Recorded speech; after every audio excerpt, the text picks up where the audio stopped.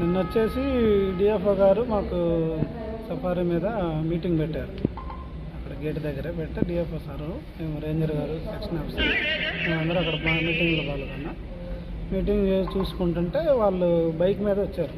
లోపలికి వెళ్ళి టెంపుల్ దగ్గర దర్శనం చేసుకొని వస్తుంటే ఆపి అడిగారు, సార్ ఎవరు మీరు, ఎక్కడి నుంచి వస్తున్నారంటే ఇట్లా ఫలానా ఊరు, ఫలానా ఈడీసీ పోతయ్య అక్కడి నుంచి వెళ్ళాడు, వాళ్ళు చెప్తే వీళ్ళు పంపించారు, దర్శనం చేసుకొని వస్తున్నామని చెప్పారు.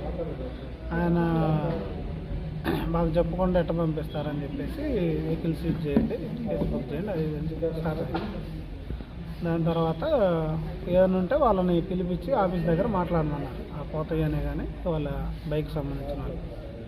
అయితే వాళ్ళు సారు వెయిట్ చేశారు సాయంత్రం వరకు, వాళ్ళు ఎవరు రాలేదు.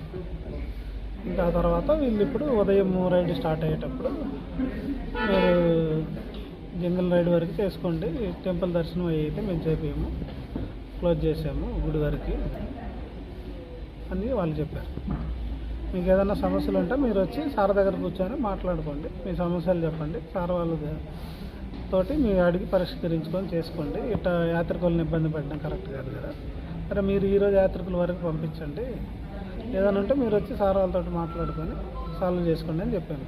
లేదు సార్ మాకు అట్లా కుదరదు, మాకు ఏదైనా సరే మీకు ఏదైతే ఉన్నారో అంతవరకు వెళ్ళండి, జంగల్ రైడ్ వరకు వెళ్ళండి, టెంపుల్కి అయితే మేము అవకాశం ఇవ్వము, ఎవరిని రాని అని చెప్పేస్తే ఇంకా రీఫండ్ ఇచ్చి పంపించాం.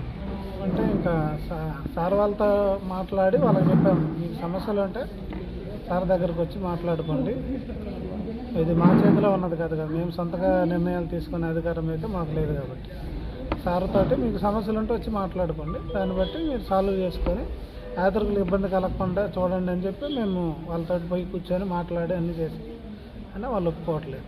సిబ్బంది పైన సస్పెండ్, అదే వాళ్ళని తీసేసి వాళ్ళ స్థానంలో వేరే వాళ్ళని పెట్టమని కూడా చెప్పారు.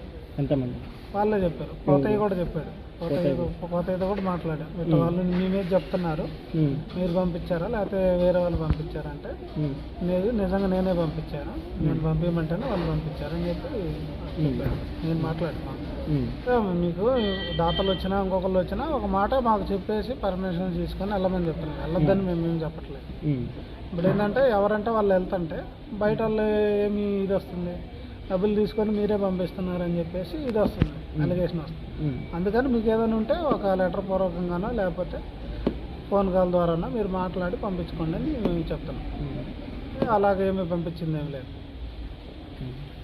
మా వరకు ఫారెస్ట్ వరకు ఇక్కడ ఏదైనా ఉంటే ఇక్కడ టికెట్లు ఇచ్చి పంపిస్తాం, ఇస్తారు 1500 ప్రీమియం టికెట్, దాని ప్రకారం పంపిస్తాం.